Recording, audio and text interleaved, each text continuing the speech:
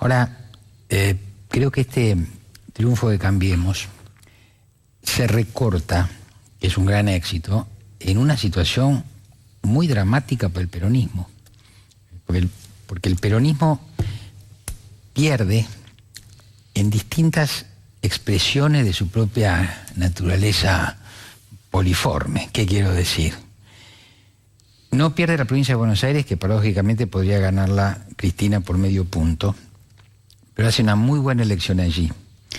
Luego pierde la provincia de Córdoba, con el cual se tiene que apear Schiaretti, que era de los gobernadores uno que podía liderar al peronismo, sufre una derrota muy grande. Pierde en lo que llamaríamos los feudos, ¿no es cierto? Como vos señalás bien en tu columna de hoy, ¿no es cierto? Pierde Rodríguez A, pierde en La Pampa, pierde simbólicamente, pero pierde, cosa que se sabía, en Santa Cruz. Es decir, pierde donde es gobierno. Es la segunda derrota. Sí, ¿no? Firma su derrota en Santa Cruz. Es la tercera vez que Eduardo Costa le gana. Eduardo Costa ganó las dos legislativas anteriores, perdió la de gobernador por la ley de lemas, ¿no es Pero cierto? fue el candidato más votado. Fue el candidato más votado y ahora confirmó. Pero quiero decir, todos estos episodios de derrota del peronismo lo ponen al peronismo en una situación donde no hay un liderazgo, porque, a ver, si uno todavía mira comparativamente, va a decir, no, ahora vamos.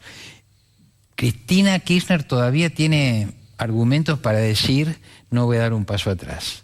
Pero veamos la trayectoria de Cristina. Yo decía hoy, Cristina me recuerda el título del famoso libro de Alperín Dorni que se llama La larga agonía de la Argentina peronista. Lo de Cristina es una larga agonía.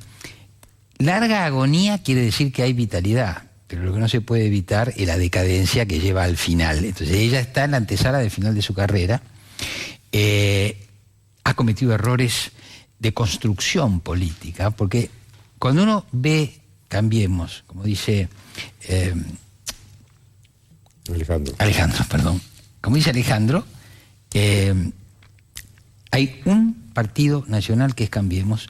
Eso es un éxito en la construcción política. Cuando uno ve los resultados de Cristina, uno ve que Cristina no quiso ir a la interna con Randazzo. Eso es un error de construcción política. Entonces yo creo que ella está en la declinación, podrá reivindicarse. Una declinación, que comenzó el día que sacó 54%. Exactamente. De ahí ese día en adelante todo ha sido declive. Bueno, queda pendiente el liderazgo de Urtubey.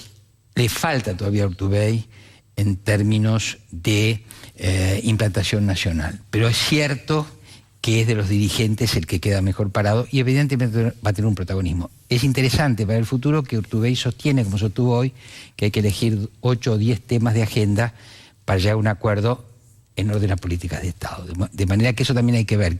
¿Quién queda en pie del peronismo? ¿Qué capacidad tiene de diálogo? Pero agrego algo más y redondeo la primera idea. Pero atención, faltan actores que van a empezar a jugar ahora. Porque el gobierno se anota un triunfo político muy importante porque vence o empata con sus rivales, pero tiene un programa. Ese programa tiene puntos que son conflictivos. El gobierno tiene que interpretar que si ganó a nivel nacional tiene que ir adelante con su programa, pero su programa es, de alguna manera, flexibilización de la ley laboral, reforma impositiva, reforma del sistema jubilatorio, una cantidad de cuestiones donde lo que va a encontrar del otro lado no es a un peronismo desarticulado, sino al sindicalismo. Hay una tradición histórica donde cuando el peronismo político está débil, el sindicalismo suele estar fuerte y a la inversa. De modo que veamos en las nuevas relaciones de fuerza quién va a ser el grupo de poder con el cual el gobierno va a tener que dirimir cuestiones que se vienen ahora en adelante. En el caso de Macri es interesante qué pasa a ser Macri a partir de todo esto. Y sobre todo porque es un dirigente que por lo general la política lo subestimo siempre, ¿no? Como que no es político, no sabe hacer política o la hace de otra manera. Y sin embargo va a ganar. No saber hacer política. Bastante bien le ha ido. Yo creo a esta altura que hasta hay una una utilización táctica de esa creencia acerca de su incapacidad de hacer política. Digo, resulta muy bienvenido que a uno lo subestimen cuando uno tiene tantas habilidades como parece tener. Es difícil anticipar qué va a hacer de Macri. Yo diría un par de cosas que me parecen interesantes, no sé si importantes. Hay una propensión que tiene explicaciones, pero que no está plenamente justificada, a confundir la victoria con la verdad o la victoria con la razón, ¿no? La creencia de que quien gana tiene razón. Yo creo que ahí hay un riesgo para Macri y para el gobierno. Por supuesto que no por el discurso tan trillado y tan falso, según el cual el 70% no votó o el 60% no votó al gobierno, sino porque hay razones en otros. No solo hay razón en quien tiene más votos, hay razones en los demás. Y creo que un riesgo para el gobierno, porque es un riesgo que la política argentina no ha evitado prácticamente nunca, es asociar el éxito con la verdad y actuar como si no hubiera otras verdades que escuchar. Y creo que es muy importante que el gobierno haga una de las virtudes de Cambiemos fue la de restablecer una escena política plural. Ante la voluntad hegemónica del kirchnerismo, ante la voluntad de quien no fuera parte del kirchnerismo, fuera el enemigo de la patria, de la república, del pueblo, o lo que fuere, Cambiemos reintrodujo la pluralidad. Pensar que el resultado electoral es una prueba de estar en la verdad puede fundamentar la propensión a una vocación hegemónica discursiva, a creer que es solo el gobierno el que tiene una verdad para decir.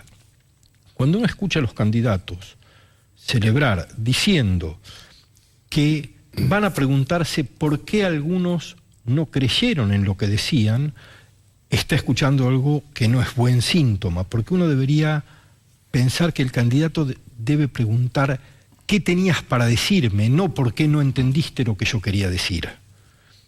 No hay que asumir que el otro no entendió algo que es bueno, sino que hay que pensar que el otro también tiene algo bueno en su voto, en su decisión, y que eso que tienen de bueno los otros nos importa a todos. Hay un punto complementario. Esto de que es trillado, de que el 65 no los votó, sin embargo, no puede ser el eje del análisis, pero de alguna manera tiene que ver con lo que decís, Alejandro. ¿Por qué?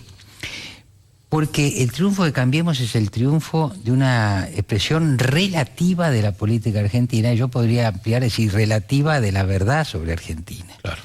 Entonces, hay una tentación, si es como dice Alejandro, y el planteo me parece muy interesante, de que si yo creo que el triunfo me da la verdad, paso a un estadio que puedo llamar... ¿Ves ese riesgo en el gobierno de Macri? Y bueno, perdón, yo creo que ese riesgo hay en todos los que ganan, como lo hubo en el kirchnerismo. Yo lo que creo es esto. El gobierno ha logrado un éxito muy grande, muy importante, y, si queremos, tal vez inesperado. ¿Sí? Muy bien.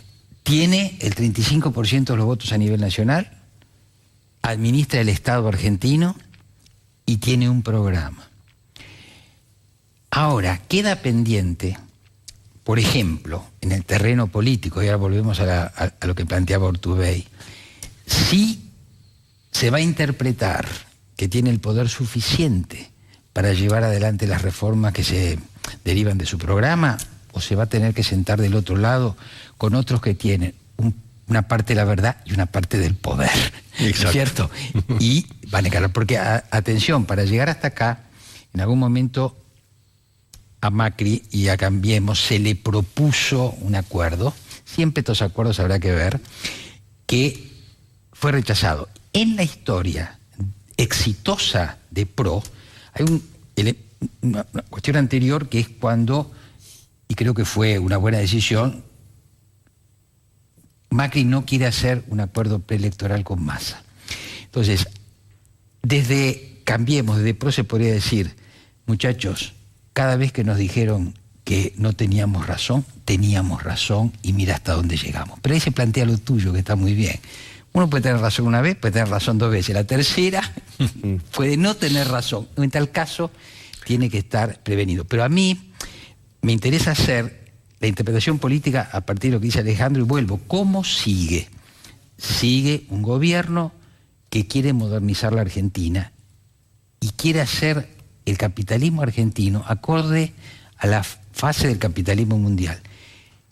No puede detenerse la discusión argentina en la palabra ajuste, pero tenemos que buscar, ¿no es cierto?, el nombre del programa que a partir de ahora se va a poner en marcha y tiene que haber un consenso respecto a ese programa que llamaríamos el programa de modernización de la Argentina. Quiero decir, ese consenso no puede ser solamente el de que ganó, sino que tiene que ser también del sindicalismo, también del peronismo, también de la Iglesia Católica, para mencionar actores que se someten a elecciones y instituciones o grupos de la sociedad que no se someten a elecciones pero tienen una parte del poder.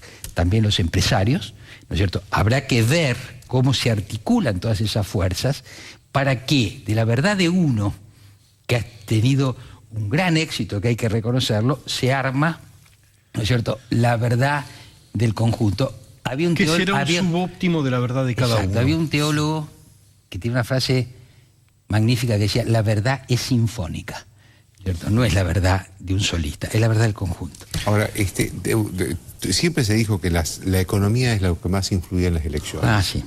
Evidentemente la economía de Macri no anduvo bien.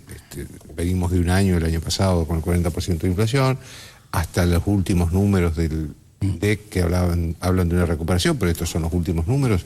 El país estaba en recesión. ¿Qué prevaleció entonces en el voto de ayer que al gobierno lo benefició tanto en todo el país, no solo en el conurbano? Yo hago una hipótesis infundada para que luego Eduardo haga la suya, que sin duda va a estar bien fundamentada. Pero antes de hacerla, para cerrar lo de Eduardo, que me parece que está muy bien, yo agregaría simplemente: no es tan difícil evitar los errores conocidos, pero es mucho más difícil evitar los que todavía no conocemos. Y creo que estamos preguntándonos poco acerca de los errores que le puede proponer el futuro próximo a la gobernabilidad en Argentina. Digo, ya las elecciones de ayer creo que garantizan que esto no es la alianza, que era un fantasma para muchos. Ese error ya se evitó. Hay que empezar a preguntar cuál es el que puede sobrevenir. En relación con tu pregunta, ¿qué es lo que pegó en el voto de ayer? Yo no estoy seguro de que sea el bolsillo lo que condiciona el voto. Y cuando digo no estoy seguro, lo digo porque hay numerosos estudios, y entre nosotros quien los está realizando y difundiendo más extensamente es Carlos Gervasoni de la Universidad de Itela, que muestran que el bolsillo no es el principal decisor para el voto, sino la expectativa. Y la expectativa no de uno, sino del grupo. Que si la percepción es que nuestro grupo va a estar mejor, acompañamos, independientemente de nuestra situación puntual. Ahora, creo que hay problemas que plantear en relación con eso, y es, uno que yo señalaría, es la fuerte propensión a proyectar en los otros lo que queremos que los otros sean. Y entonces vamos a explicar el voto convalidando la imagen que queremos tener de la sociedad argentina a partir de las elecciones de ayer. Convalidando una idea de una sociedad más moderna, más abierta, de un capitalismo más competitivo y más capaz de generar prosperidad y más exigido para generar prosperidad de lo que lo ha estado. Yo no estoy seguro de que la sociedad haya votado eso. Y si lo votó, no sé si lo votó con convicción o con falta de alternativas. Quiero decir, tenemos en los últimos 30 años muchas experiencias de votos que aparentemente dan ideas de una sociedad tomando decisiones adultas, y esos votos se han revertido muy fácilmente. Entonces creo que no hay que sobreinterpretar lo que ocurrió, creo que hay que trabajar muy, muy intensamente para crear las condiciones de una sociedad a la vez democrática, robustamente democrática, fuertemente democrática. La nuestra no lo es, y no lo es por los niveles de desigualdad que tiene, y a la vez un capitalismo exigido y exigente que cree la prosperidad que la sociedad necesita y que no ha estado creando. Bueno. ¿Qué prevaleció? No, es interesante. Respecto a los estudios comparados, me refiero a los análisis estadísticos, que siempre le tenemos que dar una validez relativa. Los estudios comparados en realidad dicen que el voto económico tiende a predominar, pero la cuestión es que hay contraejemplos muy contundentes del voto político. Yo el otro día ponía el ejemplo de Felipe González. Felipe González del 82 al 89 gana una serie de elecciones con crisis económica, con ajuste, con 20% de la población activa desocupada. Los análisis posteriores, ¿qué arrojan? Hay unos muy buenos de un politólogo, José María Maraval, que dice, no, pero hay que tomar en cuenta el liderazgo de Felipe González, la expectativa de una sociedad mejor integrada a Europa, el hecho de que se votaba al partido de los trabajadores, que era el PSOE, y la gente confiaba en ese partido, más el profundo descrédito de la oposición. Entonces, estos son típicos componentes del voto. Hay que pensar que se le ha reconocido un liderazgo a Macri y a María Eugenia Vidal y a Elisa Carrió.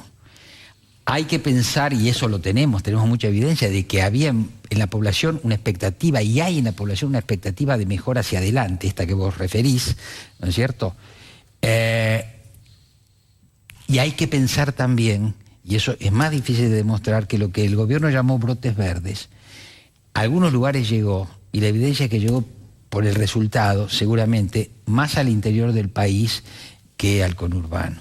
El otro día, o anoche, decía mi socio Alejandro Katterberg, atención, a veces solo vemos capital y Gran Buenos Aires, y el país es mucho más extenso. Yo creo que esa es una apreciación acertada. De manera que yo creo que predominó el voto político, pero con algún componente económico de último momento. Hay algunos fenómenos que el gobierno generó, por ejemplo, el tema de los créditos hipotecarios, eso es muy importante, que es realmente una innovación respecto al decir que haya gente joven o gente que puede a tantos años, ¿no es cierto? Es posible que en la Argentina pronto nos ocurra lo que uno cuando conversa con cualquiera en España, es la familia, los miembros de la familia, todo, y un miembro ahí la hipoteca. O sea, que pagan su vivienda, claro, ¿no es cierto?, a muchos años. Bueno, que los argentinos empiecen a reclamar vivienda, toman conciencia de eso y tengan ese recurso. Bueno, ahora, vuelvo.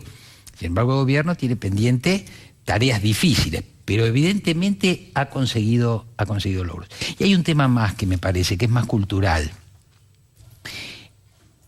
Yo creo que el peronismo, como todo gran partido histórico, ahora está en un reflujo, pero puede regresar. Pero el peronismo tiene una cosa pendiente, que es si el peronismo interpreta la posmodernidad de la política y de la cultura, ¿no? Yo tiendo a pensar a veces que el peronismo parece un episodio de 100 años de soledad, donde uno de los personajes dice, hoy es lunes. Dice, no, pero hoy es martes. No, para mí es lunes, para mí siempre es lunes. Para el peronismo siempre pareciera ser el mismo día, en sus discursos, en sus programas, en sus reivindicaciones. ¿Qué tiene hoy el peronismo para ofrecer a los jóvenes que manejan tecnología? ¿Qué tiene el peronismo hoy para ofrecerle a las mujeres en su etapa, ¿no es cierto?, de emancipación, digamos así, de luchas por la igualdad? ¿Qué tiene el peronismo para decir de las relaciones internacionales de la Argentina? Le falta al peronismo respuestas para interpretar y representar a una sociedad que se volvió compleja, que se volvió segmentada. Yo creo que sin duda eso es muy cierto, y el peronismo adolece de todas esas preguntas, ya no de las respuestas, no son preguntas para el peronismo. Pero creo que hay un déficit de discursos en la clase dirigente argentina, por supuesto, general. Desde ya. Y creo que ese déficit de discursos fortalece algunas creencias que no se ponen a prueba. quiero decir, creo que también el gobierno asume una serie de cosas como ideologemas, como una ideología muy dura, muy robusta, que habría que cuestionar. La idea de globalización que el gobierno tiene es una idea que el mainstream de la economía internacional, no los alterglobalizadores de Porto Alegre, sino los grandes pensadores de la economía mundial hoy, están poniendo en duda, no diciendo vamos a encerrarnos en el Estado Nacional y cerrar la frontera, pero dicen hay que pensar esto de otro modo porque lo que hicimos no funcionó.